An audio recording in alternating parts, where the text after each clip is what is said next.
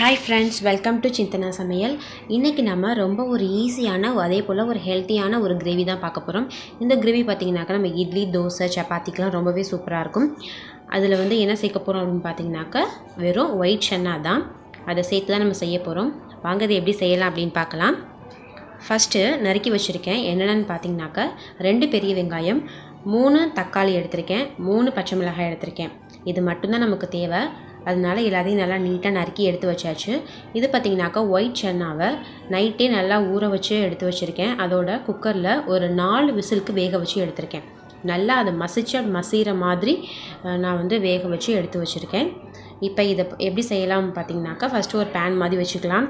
அதில் எண்ணெய் ஊற்றிக்கலாம். எண்ணெய் ஊற்றிட்டு நம்ம மசாலா ஸ்பைசஸ் சேர்ப்போம்ல, சோம்பு, கிராம்பு, ஏலக்காய், லவங்கம் இதெல்லாம் சேர்த்துக்கலாம். உங்களுக்கு என்ன ஸ்பைசஸ் எல்லாமே கூட சேர்த்துக்கலாம். அது எல்லாத்தையும் போட்டுட்டு நம்ம நறுக்கி வச்சுருக்க அந்த 2 பெரிய வெங்காயத்தையும் சேர்த்துக்கணும். அதுக்கடுத்து கருவேப்பிலை சேர்த்துக்கிறேன். இதில் பார்த்திங்கனாக்கா வெங்காயம் நல்லா கொஞ்சம் வதங்கணும். ஸோ அவ்வளோ நேரத்துக்கு நம்ம இதை வதக்க விடலாம். இது வதங்குறதுக்கு பார்த்திங்கனாக்கா இதோட உப்பும் சேர்த்துக்கலாம். இப்போ பார்த்திங்கனாக்கா 3 பச்சை மிளகாயும் சேர்த்துருக்கேன். நம்ம காரத்துக்கு இந்த 3 பச்சை மிளகாய் தான். உங்களுக்கு நல்ல காரம் வேணும்னாக்கா நீங்கள் நிறையா கூட சேர்த்துக்கலாம். இப்போ இதில் உப்பும் சேர்த்தாச்சு. இப்போ இது நல்லா வதங்கட்டும்.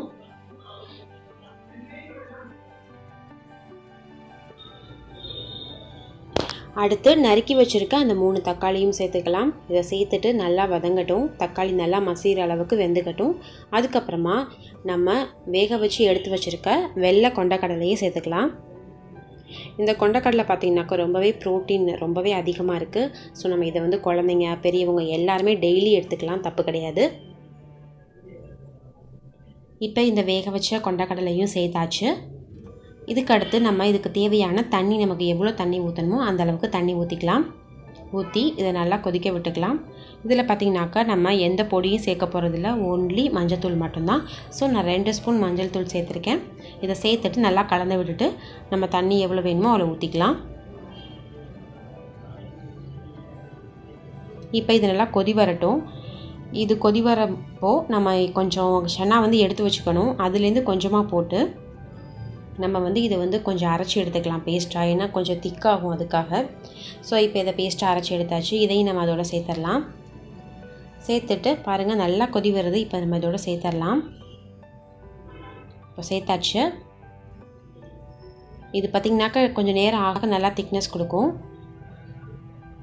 இப்போ இதுக்கடுத்து இதில் இன்னொரு மெயின் இன்க்ரீடியன்ட், இது எங்கள் அண்ணி சொன்னாங்க. இந்த கிரேவியை எங்கள் அண்ணி தானே சொல்லி கொடுத்தாங்க. என்ன சேர்க்கணும் அப்படின்னு பார்த்திங்கனாக்கா நம்ம இட்லி மாவு இருக்குல்ல, அதை ஒரு கரண்டி சேர்த்துக்கணும். அதை சேர்த்துட்டோம்னாக்கா நல்ல ஒரு டேஸ்ட் கிடைக்குது.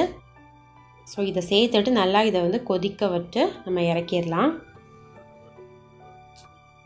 அந்த கிரேவிக்கு திக்னஸும் கொடுக்கும். அதே போல் பார்த்திங்கனாக்கா டேஸ்ட்டும் நல்லா சூப்பராக இருக்கும்.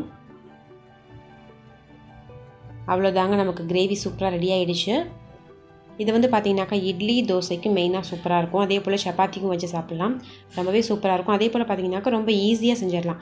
எந்த ஸ்பைசஸும் நம்ம போடுறதில்ல, ரொம்ப ஈஸியாகவே இருக்கும். பாருங்கள் நல்லா கொதி வந்துடுச்சு. இதுக்கடுத்து பார்த்திங்கனாக்கா நம்ம கொத்தமல்லி இலை போட்டு நம்ம மூடி வச்சிடலாம். ஸ்டவ் ஆஃப் பண்ணிட்டேன்.